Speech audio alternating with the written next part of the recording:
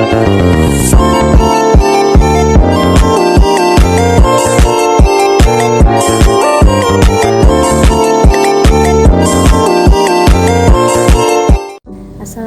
warahmatullahi wabarakatuh. Perkenalkan, nama saya Miranda Daud dengan NIM 131423027 dari jurusan Manajemen Pendidikan dari kelas 3B. Di sini saya akan mempresentasikan hasil PowerPoint saya yang berjudul bentuk-bentuk kerjasama antar negara, pemerintah, dan organisasi mitra di bidang kemaritiman. Bentuk-bentuk kerjasama antar negara, pemerintah, dan organisasi mitra di bidang kemaritiman. Kerjasama di bidang kemaritiman merupakan hal yang penting untuk mendorong kemajuan dan kesejahteraan maritim suatu negara. Kerjasama ini dapat dilakukan dalam berbagai bentuk, melibatkan berbagai faktor, baik antar negara, pemerintah, maupun organisasi mitra. Kerjasama antar negara. Yang pertama, perjanjian bilateral. Bentuk kerjasama ini dilakukan antara dua negara yang saling menguntungkan dan memiliki tujuan bersama. Contohnya, perjanjian kerjasama dalam bidang perikanan, pelayaran, atau keamanan maritim. Yang kedua, perjanjian multilateral. Kerjasama ini melibatkan lebih dari dua negara yang memiliki tujuan bersama dalam meningkatkan kerjasama di bidang maritim. Contohnya, perjanjian kerjasama dalam pengelolaan perairan internasional, penanggulangan bencana laut, atau penelitian laut. Yang ketiga, organisasi internasional.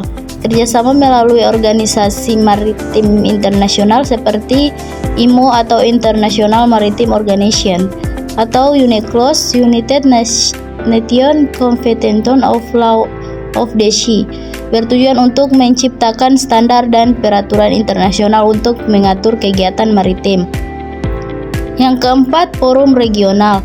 Kerjasama dalam forum regional seperti ASEAN atau IORA, Indian Ocean Rim Association, bertujuan untuk meningkatkan kerjasama maritim di tingkat regional, seperti dalam bidang keamanan maritim, pengelolaan sumber daya laut, dan pengembangan ekonomi maritim. Kerjasama pemerintah dan organisasi.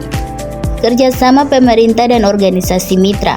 Yang pertama, organisasi non-pemerintah atau NGO. NGO berperan penting dalam mendorong partisipasi masyarakat dan memberikan edukasi dalam isu maritim.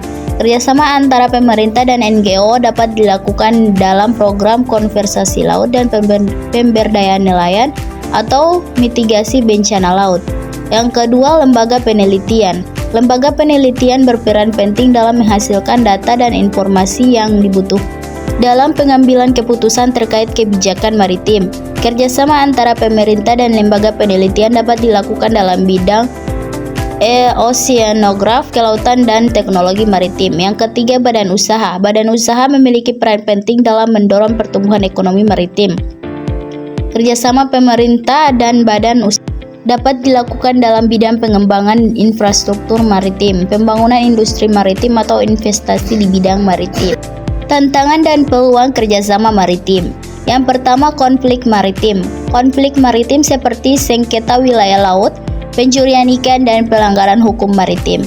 Yang kedua, pencemaran laut. Pencemaran laut akibat sampah plastik, limbah industri, dan aktivitas pertambangan laut. Yang ketiga, perubahan iklim. Perubahan iklim menyebabkan kenaikan permukaan air laut, perubahan arus laut, dan kerusakan ekosistem laut. Kesimpulannya, kerjasama antar negara, pemerintah, dan organisasi internasional dalam menjaga keamanan wilayah perairan sangat penting. Hal ini mencakup patroli bersama, pertukaran informasi intelijen, serta latihan militer gabungan untuk mengatasi ancaman seperti perampokan, terorisme, dan aktivitas ilegal lainnya di laut. Bentuk-bentuk kerjasama ini memperkuat stabilitas regional, mendorong pertumbuhan ekonomi berkelanjutan, serta menjaga keseimbangan antara pemanfaatan sumber daya laut dan perlindungan lingkungan.